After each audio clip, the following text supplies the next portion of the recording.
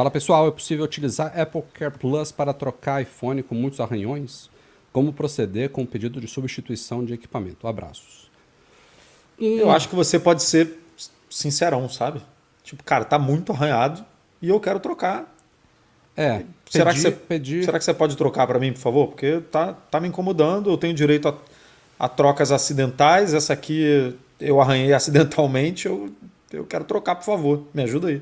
Eles podem negar isso, porque é o que a Apple classifica como dano cosmético. Não sei porque eles chamam de cosmético e não estético, mas enfim, é a mesma coisa. Que também não é coberto pela garantia convencional. A gente está falando de Apple Care Plus, mas isso também não é coberto pela garantia convencional. Inclusive, tem alguns defeitos de gerações passadas, tipo de iPhone descascando e tal, que ela deveria cobrir e falava, não, é dano cosmético. Mas o Apple Care Plus tem a cobertura, né, de danos acidentais, como o Edu lembrou aí. Então, eu acho que depende muito da interpretação do local que vai te atender. Seja da pessoa numa Apple Store ou da assistência técnica autorizada. Pode ser que eles consigam atender o seu pedido aí e aí eles têm algum tipo de classificação interna lá para dar entrada nisso daí. Mas não é o que está previsto pelo Apple Care Plus, né? Tipo, tá com muito arranhão, trocar. Não é o ideal. É se ele realmente estiver danificado ou se a bateria estiver muito desgastada, você tem direito também a trocar, enfim. Mas é isso. Se ele tiver. Outra coisa, né? O benefício do Apple Care Plus, se ele tá com muitos arranhões, imagino que você use sem case. Vai usando aí sem medo de ser É. feliz, porque uma hora isso vai pro chão. Aqui, cara, eu Eu ainda não acho botei que. Apple Care no meu, cara. Preciso botar. Tá passando, Eu acho tá que passando desde o que eu tempo. fiz Apple Care, cara, eu acho que não teve nenhuma vez que eu vendi o meu iPhone sem precisar do Apple Care. Eu acho que todas as vezes acontece alguma coisinha. Alguma rachadura, alguma coisinha. Sempre vale a pena pra mim. Pergunta para vocês que usam Macs desde sempre. Acreditam que um M1 Pro com 32 GB de RAM tem muita diferença para o mesmo chip com 16 de RAM? Cara, a gente usa Mac há muito tempo, mas eu e o Rafa a gente ainda não usou um M1 para valer, né? Assim, o Rafa usou por uma E semana. eu nunca tive Mac com 32 GB de memória. O É, meu atual tem 16. E assim, sinto falta. a impressão que dá pelo discurso de todo mundo que tem um M1, né? Principalmente o M1, mais ainda com o M1 Pro, é que o gerenciamento de memória disso assim, ninguém. Eu já ouvi acho que duas ou três pessoas falando assim: ah, o meu Mac usou a memória toda. Isso com 8, tá? Não estou falando com 16, não. Estou falando com 8. O meu MacBook Air entupiu aqui a memória pela primeira vez. Com 16, cara, eu acho que é bem difícil. Agora, se você está pensando em comprar, aí eu, assim, sugiro que nem eu falei pro Rafa. Eu falei, cara, esse é um Mac para 5 anos. Não é um Mac para você trocar daqui a 2 anos, 3 anos.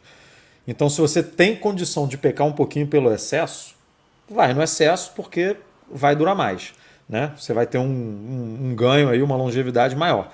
Por outro lado, talvez um Mac de 32 GB dificulte a revenda, né? Porque quanto Hum. mais pesado o Mac, tipo o Breno, que pegou com 64 GB de Não, mas memória Edu, e você 4 está se tera. contradizendo, porque se o cara está pensando em longevidade, se ele vai vender esse Mac daqui a 5 anos, pode ser que daqui a 5 anos 32 GB seja o padrão e 16 já seja ultrapassado, sabe? Então, Não, pode ser, mas é que esses muito.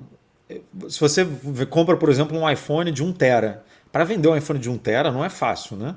É difícil.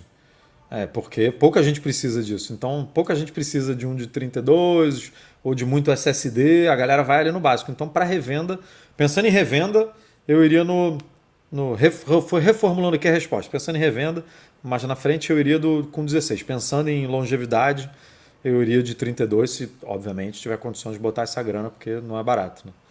e só para completar aqui a resposta para o Fernando, vale lembrar que nos Macs com Apple Silicon não é RAM, né? Ele também é RAM, mas esses 16, É. 32, 64 GB são memória integrada no SoC. E é um grande diferencial isso se você pensar, por exemplo, se você fizer muito uso da GPU, da memória de vídeo, essa memória é compartilhada não só a RAM, né, para você abrir, por exemplo, múltiplos aplicativos, mas também para fazer processamento de vídeo. Então, é uma memória que é compartilhada por todo o SoC e ela acaba sendo mais útil, por exemplo, do que se eu tivesse 32 GB de RAM hoje no meu Mac Ele tem 4 GB de VRAM, né, de memória de vídeo, na minha placa dedicada aqui da AMD. Esses 32 ou 16 GB de RAM aqui, eles não seriam usados pela GPU. E nos novos é. Então isso é uma coisa que também pesa para quem usa muito GPU. O que acharam do novo Beats Fit Pro? Vai rolar unboxing e teste do labrador. Ó, tô doido para colocar a mão nele. Mais do que os Studio Buds, que eu já vendi, inclusive, porque agora eu tô usando aqui, ó. Vocês viram no último podcast. Estou usando o Liberty 3 Pro aqui da Anker, da Soundcore. É o que tá aqui na orelha agora. Não cai de jeito nenhum esse daqui, porque ele tem asinha. Tô curtindo muito esse daqui, mas tem asinha igual o Beats Fit Pro, né? Não é nem igual. A do Beats Fit Pro, eu acho que ela ainda prende mais, sabe? Fica mais ali fazendo força pela parte interior ali da orelha, que eu não sei qual é o nome dessa parte da orelha. Eu tô muito afim de testar ele. Até porque uma das grandes desvantagens de um fone como esse da Anker é a falta de integração nativa com o iOS, que o Beats tem. Então, aliás, o Beats Fit Pro tem mais integração do que os Studio Buds, porque ele tem um chip H1 que o Studio Buds não tem. Mas eu tô doido para colocar a mão nele, sim, vou colocar mais cedo ou mais tarde, vai ter unboxing, vai ter teste do labrador, sim. E falando em Microsoft, que investiu já muito nesse segmento, a Microsoft é de novo a empresa mais valiosa, a empresa de capital aberto mais valiosa do mundo, listada na Nasdaq, passou a Apple há alguns dias. No dia seguinte, inclusive, de que a Apple revelou os resultados financeiros que a gente comentou aqui na semana passada, que foram bons resultados financeiros do último trimestre fiscal, mas um pouco abaixo do que esperavam analistas. Em grande parte, segundo o Tim Cook, devido à crise, à escassez de chips, que teria impactado ela em cerca de 6 bilhões de dólares.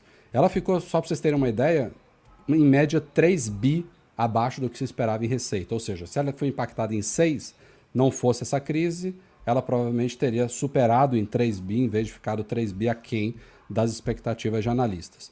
Mas isso levou as ações dela lá para baixo, a Microsoft está numa subida boa, e aí rolou uma inversão, acho que na sexta-feira da semana passada, e assim se mantém. Elas estão bem próximas ainda, deixa eu abrir aqui o aplicativo Bolsa enquanto eu falo.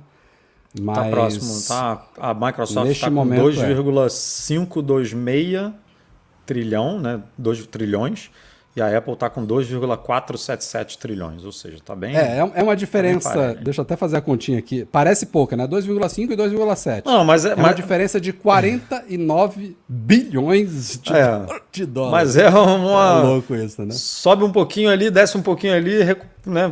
A posição muda, porque é isso, são transatlânticos que faz uma curvinha e faz uma onda gigante, né? E essa dança de cadeira já rolou antes, né? A Microsoft, sei lá, a última vez que ela tinha passado a Apple deve ter o quê? 1 ou 2 anos. Ficou um tempo na frente, a Apple passou e aí passou mais 1 ou 2 anos com a Apple na frente, mas enfim.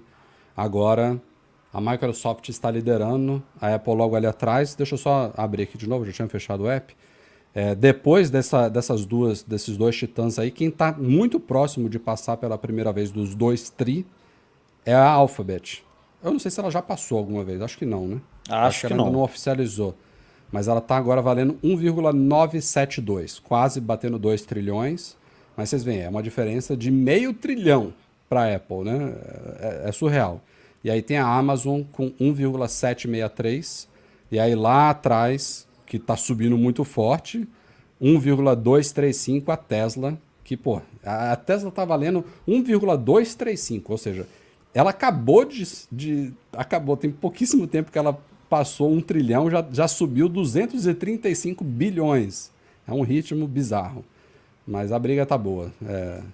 Vamos acompanhando aí esse vai e vem. Claro que pra gente, na prática, pouca diferença faz, a não ser que você seja acionista da Apple, que eu não sou. O Edu, você não é não, né? Você comprou alguma coisinha? Eu tenho umas BDRs aí.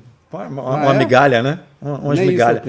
Mas eu tenho de Tesla também, tenho de Amazon. Eu compro de todas essas aí, se alguma der certo, a gente se dá bem. É assim que tem que ser, diversificar, né?